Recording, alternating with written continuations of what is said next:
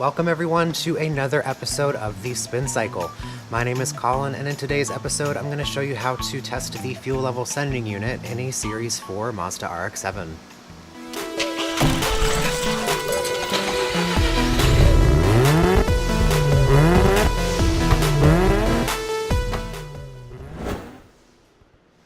Now, as much as us rotary enthusiasts would like to be able to tell everyone that these cars are perfect in every way, the sad truth of the matter is that simply isn't the case.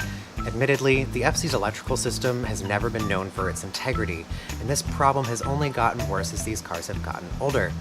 Therefore, sending units, switches, relays, bits of wiring, and other various electrical components that run the car and features on it are going to fail during your ownership.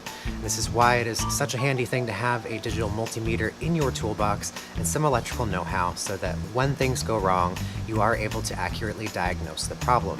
So today we are going to be removing the fuel pump carrier from the tank and verifying that the fuel level sending unit is operating within the parameters set forth by the factory service manual. The first thing you're going to want to do is unscrew your fuel cap from the filler in order to release whatever pressure is in the fuel tank. Obviously, gasoline and eyeballs don't really mix, and I really doubt you want to have an unexpected trip to the hospital because you sprayed yourself in the face with fuel. So now that the pressure in the fuel tank has been relieved, we can go ahead and start disassembling some of the interior back here in order to gain access to a panel in the floor, as well as the fuel pump connector, which lives behind this trim panel here at the driver's side rear strut tower. I do apologize, my interior, not a lot of it matches and quite a lot of it is broken or missing. But this car didn't have much of an interior when I got it, so it's kind of been thrown together with whatever I could find. That being said, be as careful as you can because everything back here is very fragile and is likely to crack or break on you when you go to take it apart. So don't be too disappointed if it happens to you. It happens to pretty much everybody. It's just fair warning.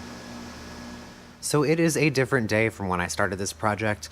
Unfortunately, I had some stuff come up that I had to take care of and I wasn't able to finish things. So now I'm going to go ahead and grab my tools and begin to remove the bits of the interior in the back necessary to gain access to the top of the fuel tank and the fuel pump connector.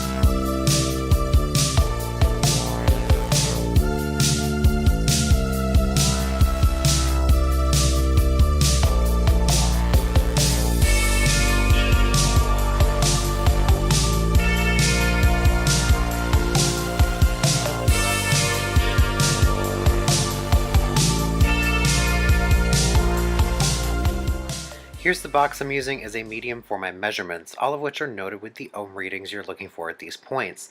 The actual measurements that you need to make are being displayed on the screen so you can make your own scale. Now, there's a pin in the float here that is what needs to be lined up with the marks you've made. I'm using the top of this green line here at my bottom mark for simplicity, and I've got my half tank mark here and my full tank mark, of course, right above that. And I know it's kind of hard to see, but the top mark is right under this number 5, and this is the mark that has to be lined up on the horizontal plane with the top of the fuel sending unit. I could have removed the sender from the carrier, but I didn't see that as being completely necessary. And here is the fuel level sending unit. The top mark needs to be lined up at the top of that box there. You're also going to note that there are 3 bulkhead style connectors just on the underside of the fuel pump carrier head. The middle one is for the level sender, and the ground for your meter can be attached to the ground for the fuel pump on the carrier itself. So, as I said before, that top mark needs to be lined up with the top of the box on the underside of the head.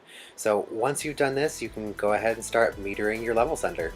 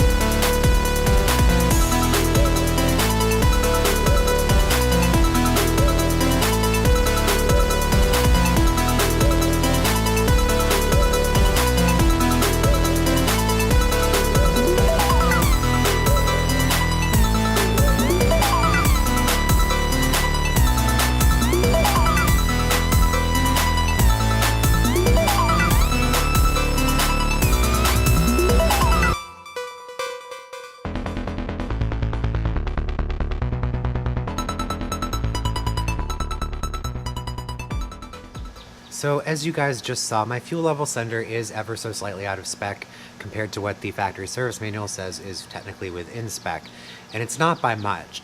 I'm not convinced that it being off by that minute amount is what's going on with my car. I don't think that's my problem, because at full extension of the float arm, you're looking for 3 ohms, and mine reads right around 6. And when you consider the total range of the level sender itself, that you have, that it works within, being off by that small of an amount, I really doubt is going to cause a quarter of a tank variance in my fuel gauge in the dash.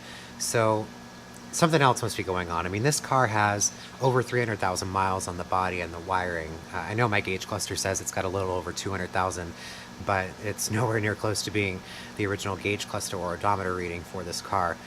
So yeah, believe me when I say this car has seen some action, and it's not that surprising, being 31 years old with that many miles on it, that the wiring is starting to get that bad. So my next step is going to be to measure the resistance in the wire for the fuel level sender between the level sender itself and the gauge in the dashboard, to see what's going on there and determine whether or not that's at fault.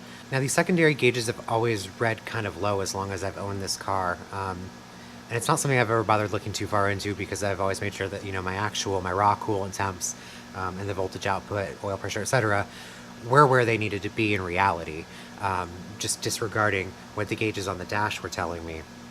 So my sneaking suspicion is that it's probably a ground somewhere, either at the back of the gauge cluster for the wiring harness for the gauge cluster, or elsewhere in the dash, causing those readings to be lower than they should be. But that's just a theory that I'm going to have to look further into, because, for example, coolant temperature. So even when this car was naturally aspirated, a naturally aspirated Series 4 should read about quarter on the gauge at normal operating temperature, just when you're driving around, and it's only ever right an eighth, which is pretty significant variance, even though my actual coolant temperature was exactly where it needed to be. Ditto for the voltmeter. So even at 1500 RPM, 2000 RPM, when the alternator is outputting a little over 14 volts, it only ever registers on the voltmeter in the dash is about 12 or a little bit lower. Same thing with like the oil pressure and whatnot. Like they've all just kind of read low since I've owned this vehicle, and it's never caused me that much of a headache because I knew what all my actual coolant temperature, oil pressure, and voltage output all were in reality. So I just kind of said to heck with that, or I just have auxiliary gauges, aftermarket gauges for this stuff. But it is a theory I'm going to look into because at this point, I've reached a point where I want to start taking care of a lot of these little gremlins that I've just kind of been living with, because that's just the nature of these cars being so old. They are kind of electrical nightmares, and you have little random things like that that are just never quite right. But as I said, I'm at a point where I want to start cleaning up some of these problems because they're just starting to get on my nerves a little bit. So those are what my next steps are going to be. If you are having issues with your fuel gauge, this is the first step that I would take, which is why I'm posting this video of actually metering the fuel level sender itself to make sure that the first component responsible for giving you your fuel level readout in your car is within spec.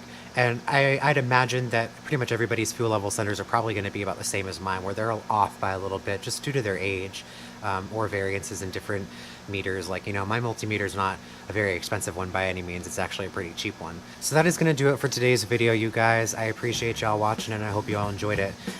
My next couple of videos are probably going to be a little different than the DIY stuff that I've done thus far.